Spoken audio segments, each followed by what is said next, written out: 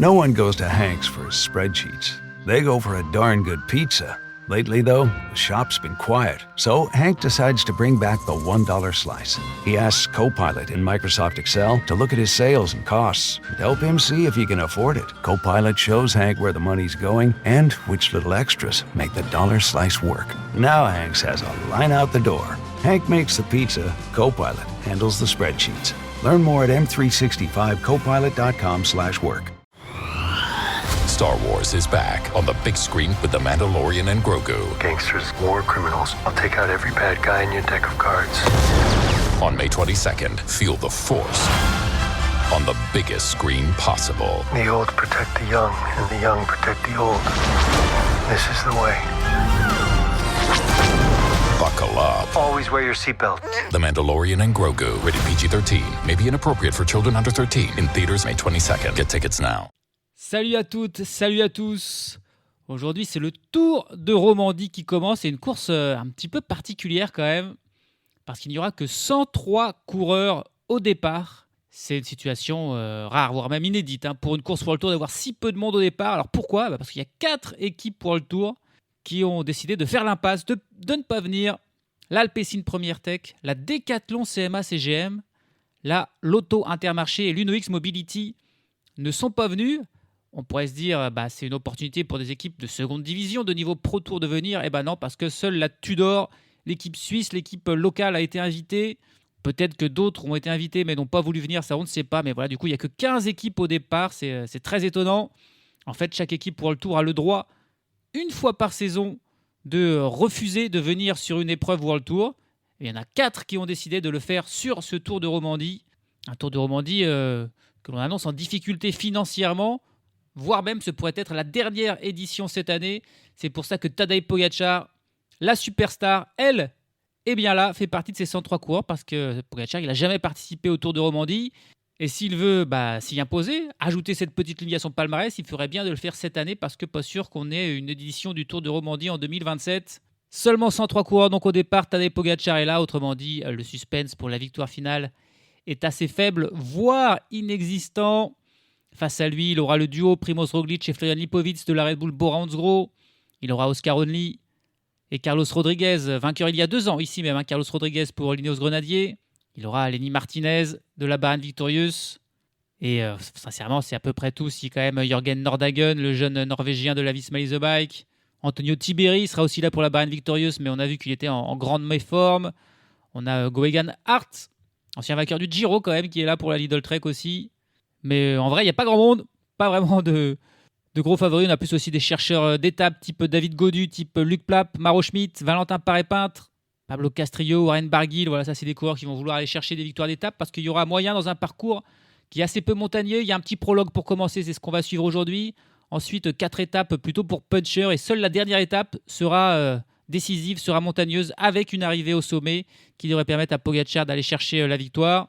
Auparavant, il y aura donc des opportunités pour les autres coureurs et même pour les types punchers sprinters comme Dorian Godon, comme Axel Zingle, comme Itamar Einhorn.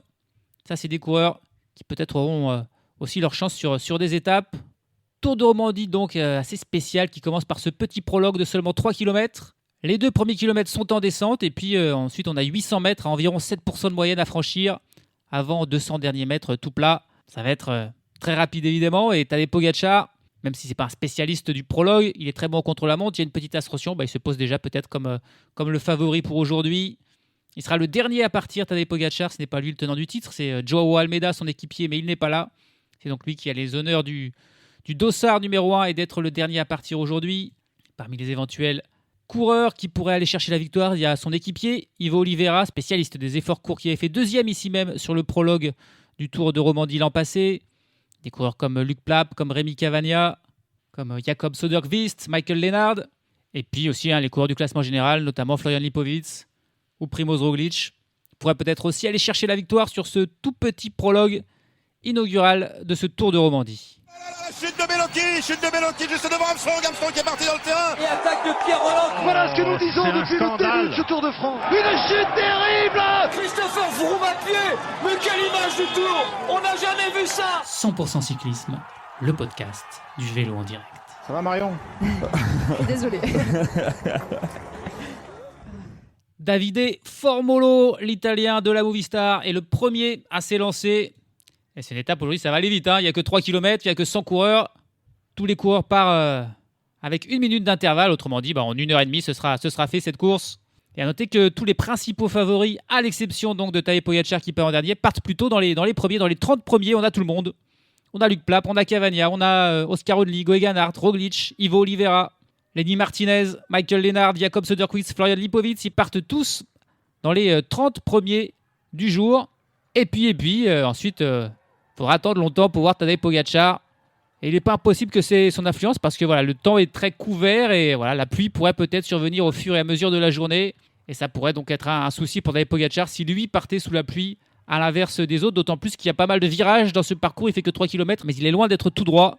Donc ça pourrait avoir son importance. Pour l'instant, il ne pleut pas. Mais si jamais il pleut dans l'heure qui vient, ça aura forcément une influence sur le résultat de cette étape. Rémi Cavagna, qui était un des premiers à partir et qui vient aller faire le meilleur temps pour 2 petites secondes de mieux que Luc Plapp qui vient d'arriver juste avant lui. 2 éventuels outsiders pour aujourd'hui qui sont donc parmi les premiers à arriver et à faire un premier temps de référence, 3 minutes et 51 secondes pour Rémi Cavagna. Ça va très vite. Luc Plapp derrière 2 secondes et là on a le Belge Vlad van Mechelen qui vient terminer entre Rémi Cavagna et Luc Plapp, prendre la 2e place provisoire lui aussi à 2 secondes de Rémi Cavagna. Oscar Onley et Primož Roglic qui vient de partir sont eux aussi déjà sur le parcours. Et Primož Roglic qui va battre le temps de Rémi Cavagna. Il va lui mettre même 7 secondes d'avance pour Primož Roglic, qui est toujours bon. Sur cet exercice du chrono, c'est un des exercices où le moins a régressé malgré son âge. Primož Roglic qui termine en 3,43. Mais attention, parce que derrière lui, il y a un coureur qui va bientôt arriver, c'est Ivo Oliveira, le Portugais de la Team Emirates, qui est parti pour faire lui aussi un très bon temps. Et il arrive et il va faire mieux que Primož Roglic. Il va terminer 2 secondes devant Primož Roglic, Ivo Oliveira. C'est vraiment sa spécialité, c'est le prologue. C'est même pas le chrono, c'est le prologue Ivo Oliveira. Il y a quelques coureurs comme ça dont la spécialité sont les efforts très courts. C'est pas des sprinteurs, c'est pas des chronomanes, c'est des spécialistes du prologue. Ivo Oliveira est l'un de ceux-là, il le prouve encore là, en faisant un meilleur temps que Primož Roglic et en prenant la première place provisoire. Allez, l'arrivée du champion de Suisse, Mauro Schmid, que l'on devrait beaucoup voir sur ce Tour de Romandie. Il est en pleine forme, il enchaîne les très bons résultats depuis plusieurs semaines. Et là, il va terminer juste derrière Ivo Oliveira pour 1 seconde.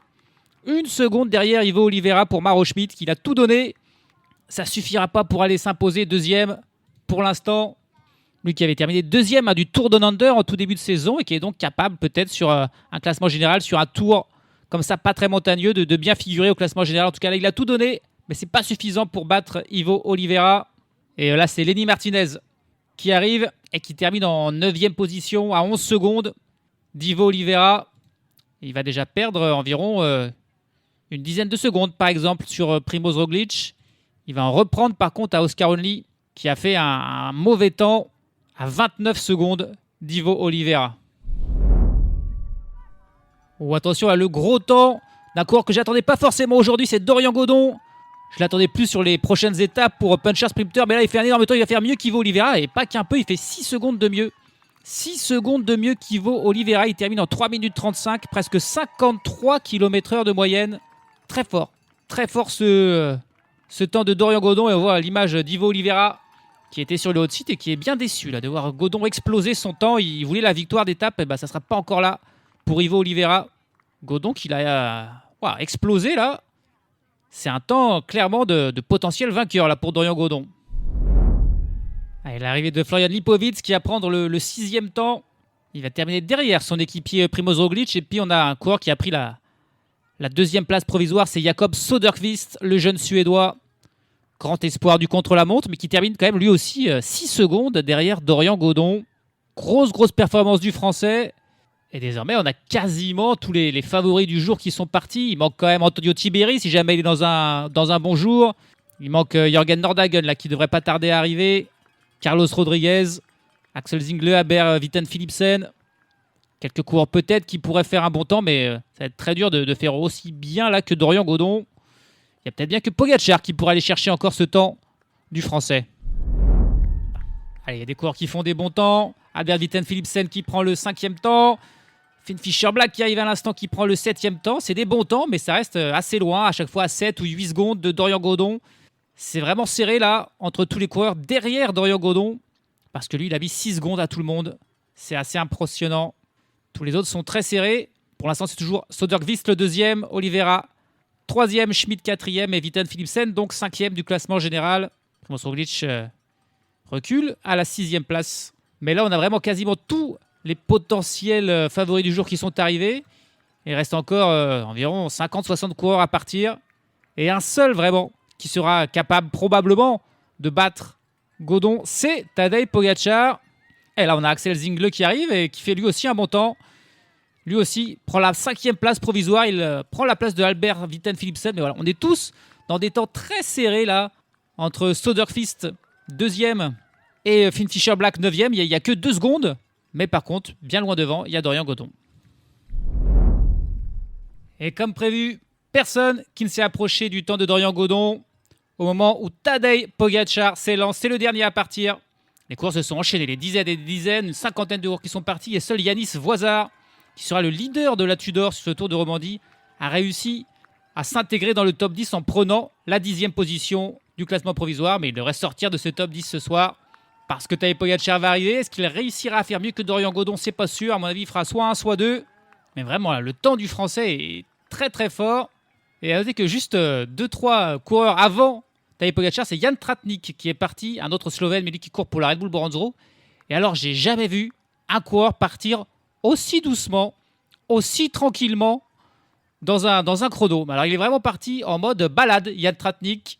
Il est avec même pas son vélo de chrono, il est avec son vélo de course. Il y a encore les portes bidons. Et clairement, il pousse pas sur les pédales. Et il n'a pas besoin parce que dans un prologue, à l'inverse d'un contre-la-montre, il n'y a pas de délai. Et donc voilà, s'il n'a pas envie de pousser, il n'est pas obligé de pousser. Mais alors là, c'est vraiment étonnant comme image de Jan Tratnik qui est en balade sur ce parcours du prologue. Il y va tranquillou, avec aucune envie de performer, ce qui n'est bien sûr pas le cas de Tadej Pogačar, qui est parti et qui va très très vite. Il attaque déjà Pogačar l'ascension, évidemment, ça va très vite. C'est 3 minutes et quelques ce prologue. Il est à peu près dans les mêmes temps que Dorian Godon, mais là, dans la partie qui grimpe, bien évidemment, il devrait aller plus vite quand même que Dorian Godon pour sa première participation au Tour de Romandie. Est-ce qu'il va immédiatement remporter la première étape? Ce prologue, en tout cas, s'emparer du maillot de leader. Il se met en danseuse dans le mur, les pourcentages les plus difficiles, à 7-8%. 3 minutes, il lui reste 35 secondes pour arriver, pour battre le temps de Dorian Godon. Ça se joue à pas grand-chose. Est-ce que ça va tenir pour Dorian Godon? Ça serait une victoire vraiment étonnante. Si Godon remportait ce prologue, il lui reste 300 mètres pour faire 15 secondes. Pogačar, ça va être compliqué. D'autant plus qu'il y a un virage, 2 virages même. Je pense qu'il va arriver derrière. Il va arriver derrière Tadej Pogačar. Non mais quel temps de Dorian Godon. Alors ça, il fallait vraiment le voir venir. C'est officiel. Dorian Godon qui va s'imposer, remporter ce chrono. Tadej Pogačar qui ne fait que le 5e temps au final. Devancé aussi par Söderqvist, par Ivo Oliveira et par Maro Schmidt. Ça va se jouer au 10e, au 100e, les positions derrière Dorian Godon. Et voilà, c'est très très serré, mais qu'est-ce qu'il a fait Dorian Godon pour mettre 6 secondes à tout le monde? Il en met 7 à Pogačar, il en met 8 à Roglič, il en met 10 à Lipovic. C'est incroyable le temps fait par Dorian Godon.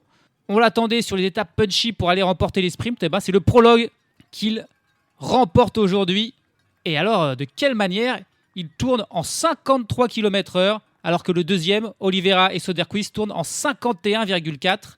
C'est une incroyable démonstration faite par Dorian Godon, qui remporte ce prologue de Tour de Romandie et qui en devient donc le premier leader.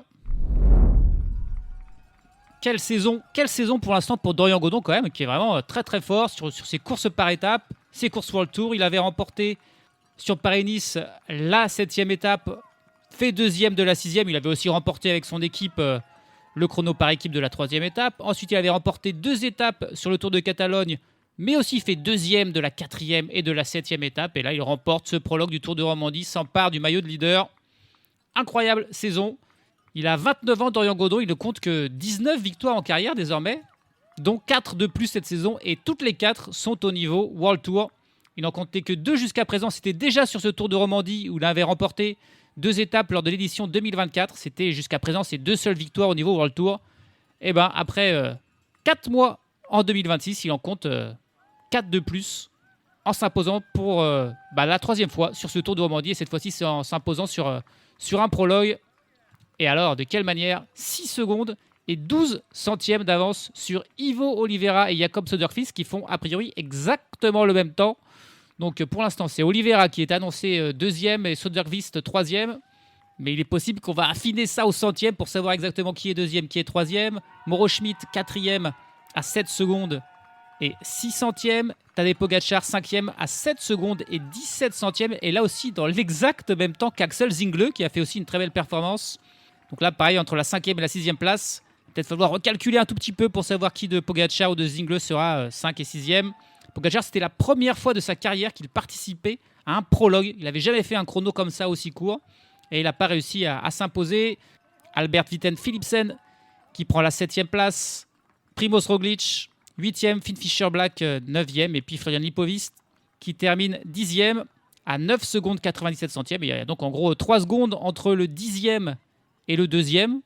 Par contre, il y a 6 secondes entre le 2e et le 1er. C'est un survol complet de la part de Dorian Godon, vraiment très très fort. Parmi les coureurs du classement général, il y a des coureurs qui ont perdu du temps. C'est pas mal pour Antonio Tiberi qui ne termine qu'à 17 secondes, qui perd donc seulement 10 secondes sur Pogacar. Lenny Martinez, c'est pareil, il ne perd que 10 secondes, il termine 25e aujourd'hui, tout comme Luc Plapp qui termine juste derrière lui en 26e position. Jürgen Nordhagen, 35e, termine à 20 secondes de Dorian Godon. Champoussin et Paré-Peintre perdent 21 et 23 secondes. Nairo Quintana, ancien vainqueur de Tour de Romandie, c'était en 2016, termine 68e à 31 secondes. Mais les vrais perdants, c'est Oscar Onley, 79e à 35 secondes. Il perd déjà 28 secondes sur Tadej Pogacar. Sergio Higuita termine à 36 secondes. Fortunato à 37 secondes. Tao Geoghegan-Hart à 43 secondes. Il perd 35 secondes sur Pogacar. David Gaudu termine 97e sur 103 à 50 secondes. Mais il a eu un problème. Il a changé de vélo. A priori, David Gaudu, durant ce court prologue, et du coup, il abandonne déjà toute ambition au classement général puisqu'il termine quasiment dernier. Jan Tratnik, malgré son départ plus que mollo, ne finit pas dernier. Il termine avant-dernier à 1 minute et 9 secondes.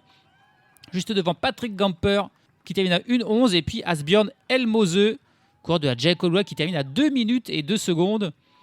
Et qui a eu, lui, clairement un souci technique pour finir aussi loin en allant quasiment une moyenne de 20 km/h moins vite que Dorian Godon, qui bien sûr devient le leader du classement général avec 6 secondes d'avance sur Jakob Söderqvist, là, qui est annoncé 2e, Ivo Oliveira 3e à 6 secondes, et puis ensuite les autres coureurs à 7 secondes, Mauro Schmidt, Axel Zingle, Tadej Pogacar et Albert Witten Philipsen.